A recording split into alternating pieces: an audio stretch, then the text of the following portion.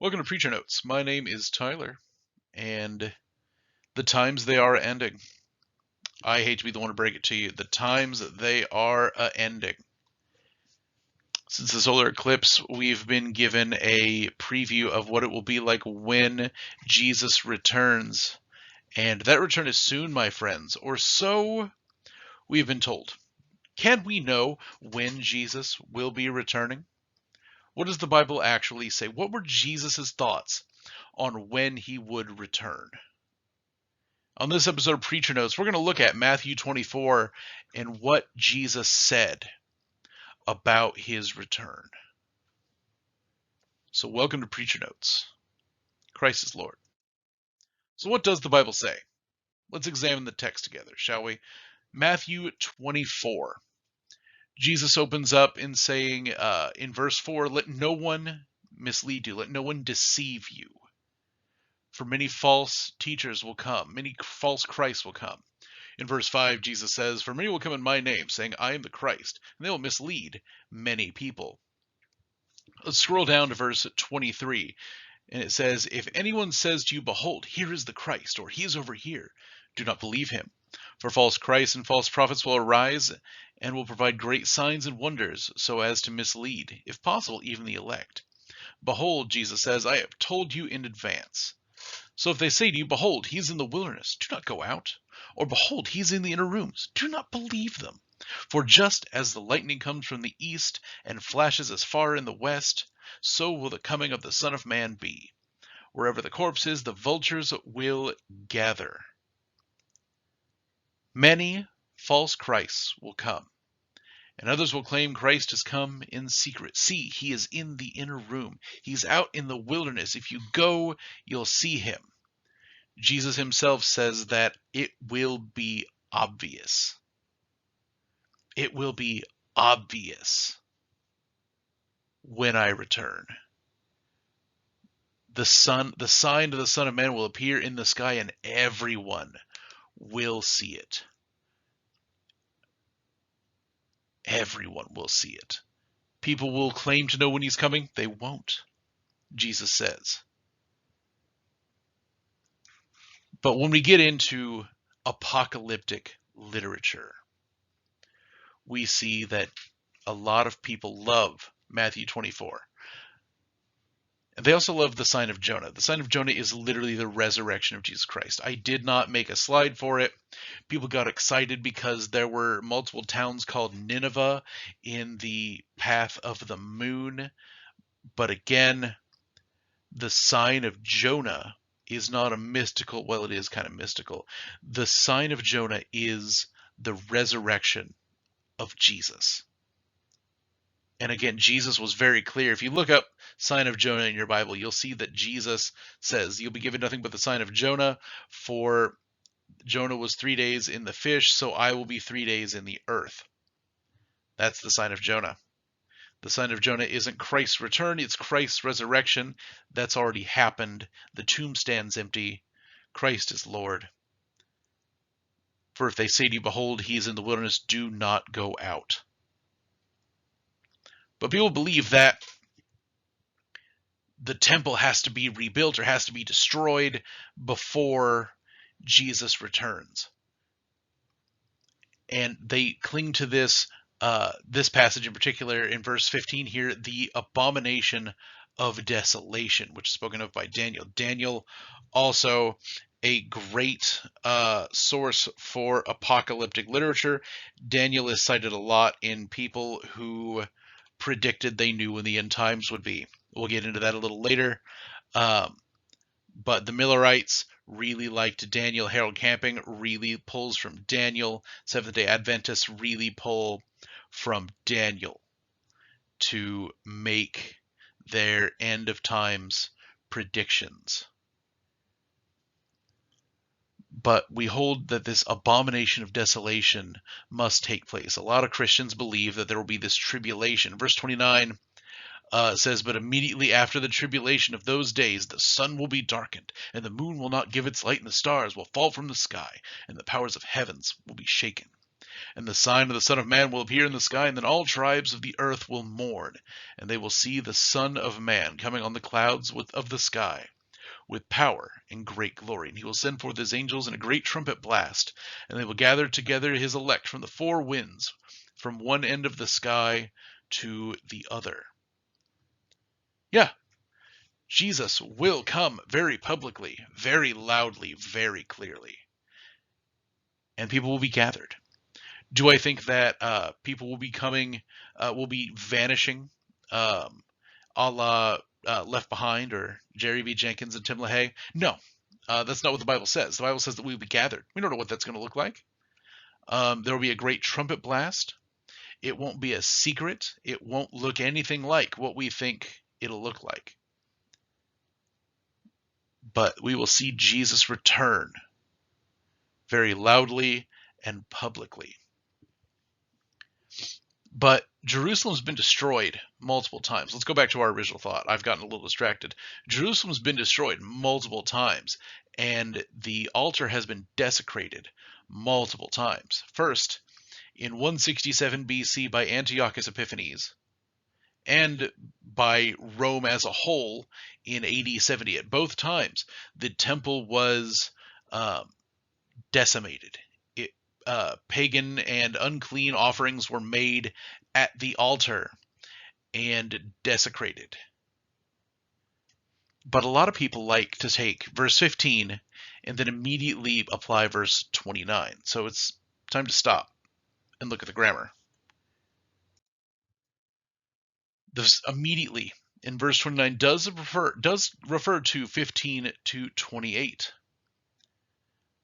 But as Israel wasn't a nation until 1948, we can rule out Jesus' return being connected to the destruction of Israel. From effectively AD 70 or thereabouts to 1948, after World War II, Israel didn't exist as a country. Not a country we could point to on the map. That was Palestine. And Jerusalem's destruction connected to the return of Jesus or the well-being of a nation called Israel can't be connected. I think we've got a couple thousand years of history here to show that Jesus' return is not connected to the well-being of Israel. This immediately refers to the fall of Jerusalem, not to the events preceding the arrival of Jesus. If you have any questions on that or want to discuss that further, email us at preachernotes@gmail.com. People get excited when you talk about Israel. But the well-being of the nation of Israel has nothing to do with Jesus coming back. The church is now the Israel of God. As Paul writes in Galatians, the church is now the Israel of God. But Jesus says he's going to prepare a place for you, meaning us. He says this first at the Last Supper to his disciples and then to us.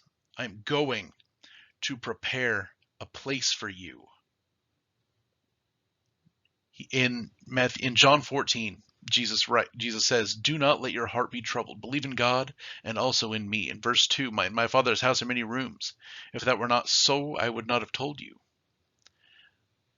Because I am going there to prepare a place for you. And if I go to prepare a place for you, I am coming again to take you myself, so that where I am, there you will also be.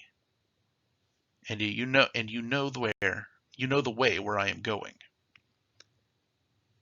So if Jesus is going to prepare a place for us and bring us there, we will all join him in this place he's preparing. Jesus preparing a place for us and for his disciples is a lot like an ancient Eastern marriage ceremony. There's not a ceremony so much, but this groom was required to build a place for himself in his father's house for himself and his new wife. And he would prepare it until this project was approved by the father. Everything was in place only when the father deemed it so. So only the father knows when these preparations are complete. The son's main job is to complete these preparations. Once preparations are complete, the journey to the wedding feast begins. And it was possible that the groom would arrive to the wedding feast in the middle of the night. And once the groom arrives, the party begins.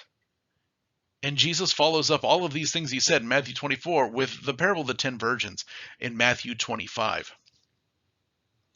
And I'll read this for us now. He says, "The kingdom of heaven will be comparable to 10 virgins who took their lamps and went out to meet the groom, arriving at night because his preparations were complete and he is arriving to be married. 5 of them were foolish," Jesus says in verse 2, "and 5 of them were prudent. For when the foolish took their lamps, they did not take extra oil with them, but the prudent ones took oil in flasks with their lamps. Now while the groom was delaying, they all became drowsy and began to sleep. But at midnight there finally was a shout, 'Behold, the groom! Come out to meet him!' And then all those virgins got up and trimmed their lamps. But the foolish virgin said to the prudent ones, 'Give us some of your oil, because our lamps are going out.' However, the prudent ones answered, 'No, there most certainly would not be enough for us and you too. Go instead to the merchants and buy some for yourselves.' But while they were there on their way to buy the oil, the groom came, and those who were ready went in with him to the wedding feast, and the door was shut. Yet later the other virgins also came, saying, 'Lord, Lord, open up for us.' But he answered, 'Truly I say to you, I do not know you. Be on alert then,' says Jesus, 'because you do not know the day nor the hour.'" Jesus is very clear that once his preparations are done, once the Father gives the go-ahead, it's time. In this story as well, the groom came very loudly and very clearly. But because we weren't prepared, because we didn't know, some were unable and unprepared to leave, to go meet him. Now we can interpret this many different ways, but I think the most appropriate method is to say that even though all 10 were prepared, some weren't prepared enough. All 10 had lamps, all 10 had oil, but because some thought he would come earlier, they put all of their stock and all of their oil into, and all of their anticipation into him coming sooner. And they lost their chance. They could not share oil. There wasn't enough. But because the 5 who prepared thoroughly, because the 5 who prepared correctly and adequately did so, they were able to go and join the groom in his celebration. But because the ones who arrived late, in their haste, in their anticipation, did not prepare, or prepared for his arrival too early, they lose out. In the same way, Christians who believe that they can know when Christ comes, prepare too early. They waste their oil and degrade themselves. They degrade their witness by knowing when Jesus is going to return. By knowing that this is the date, that there are 88 reasons that Christ is going to return in 1988. We're going to talk about that guy in a minute. That, there are 23 reasons why Jesus is going to return in 1993. That hurts the witness. They are not prepared and they lag behind, and they ruin their ability to bring others into that wedding feast because they did not prepare. They were so excited that the groom was coming, they left their oil. And that hurts our witness, and it hurts us from bringing others into that wedding celebration. Because the church is the bride of Christ. If Jesus is going to prepare a place for us, and Ephesians 5 talks about how Jesus is like a husband, the husband of the church. Paul writes in Ephesians 5, "Husbands, love your wives, just as Christ also loved the church and gave himself up for her, so that he might sanctify her, having cleansed her by the washing of water with the word." He is like the husband to the church. And once this preparation is in place, Jesus returns and claims his people, like that ancient groom going to get his wife, to celebrate for days on end by the joining of these families, and then returning to his father's house. Once these preparations are in place, Jesus returns, he claims his people, and he returns, and we will live with him forever. So, the big question, when is Jesus returning? Again, I have no idea. I have absolutely no idea. There are many different schools of thought on what happens in the end times.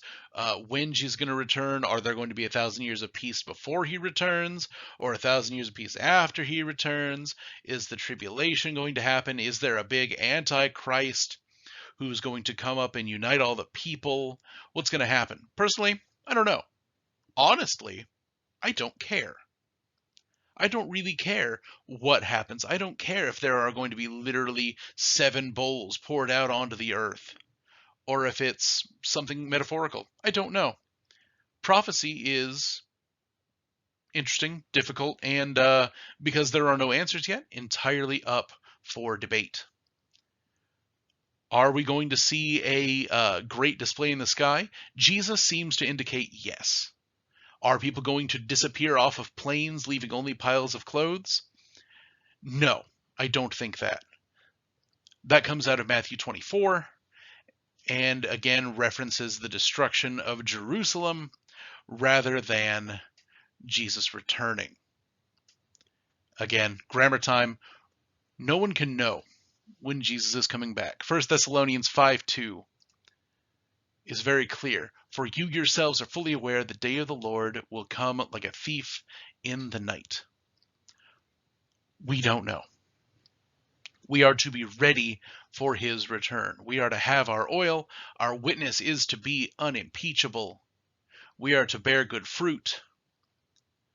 But looking forward doesn't do us any good. If we are only looking forward, let me be clear. If we're only looking forward, then we lose sight of what's in front of us. We lose sight of those around us who are lacking the gospel, of those around us who are hurting, those around us who need the love of Jesus. We're to be ready for his return. So, I want to talk about those who knew. This is a list of people who declared that they knew when Jesus would return. We have the Millerites in 1844 from the Great Disappointment, with great repercussions. I love this chart, by the way, with great repercussions. The foundation of the Seventh-day Adventist Church comes out of the Great Disappointment. If you want to talk about the Seventh-day Adventist Church, request that topic, preachernotes@gmail.com, or comment on the Facebook page, or even on Twitter. Twitter is in the end slide.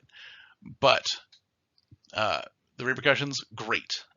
People were tarred and feathered because of this. People were, and rightfully so, mocked and derided. But ultimately, did Jesus return? No. But we think he's going to return in another year.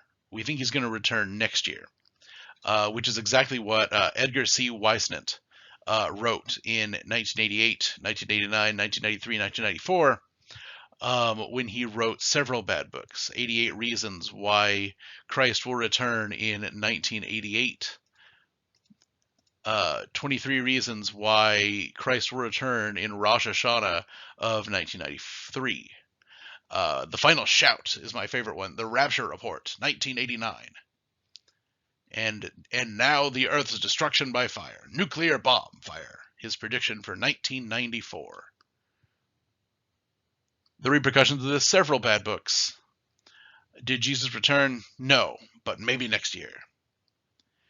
One that I think most of us listening will remember, the Family Radio Rapture in 2011, scheduled for 2012.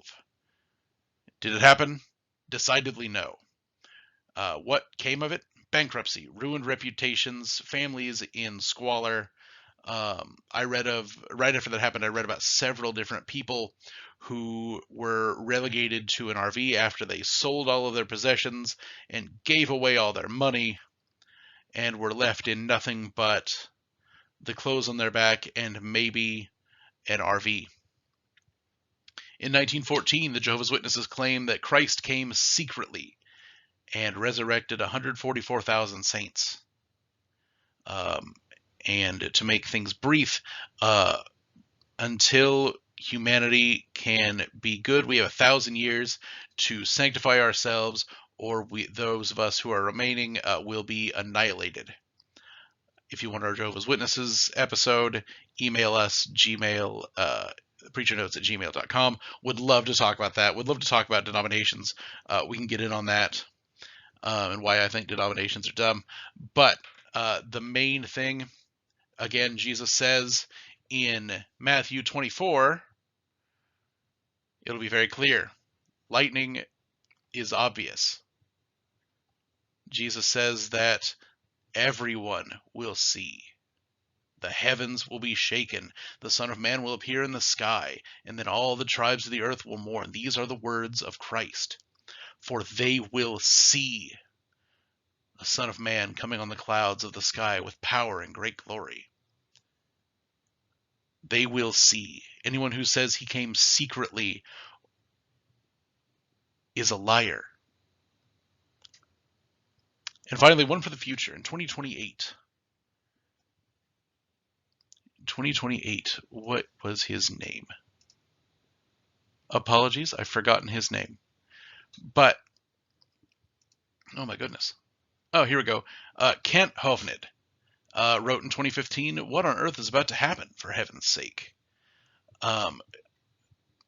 Conjectured that 2028 would be about when would be the most likely year for the rapture. 2028, the most likely year for the rapture. And, we'll see. What came of this? A surprisingly high Goodreads score.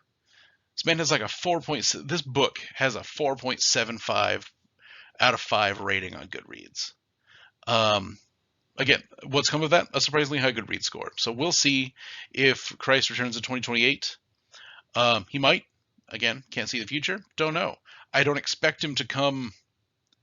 I don't expect him to. If we're looking for him in 2028, I don't know. You can't know. Coming like a thief in the night, you don't expect thieves. It's hard to say. Maybe. Finally, thank you. Follow us on Facebook, facebook.com/PreacherNotesPX, at PreacherNotes on X, and give us a like and follow here on YouTube. Follow us on there as well.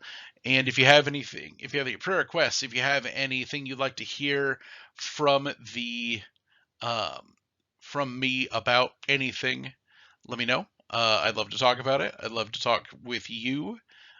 Send us an email at preachernotes@gmail.com. Thanks. Christ is Lord.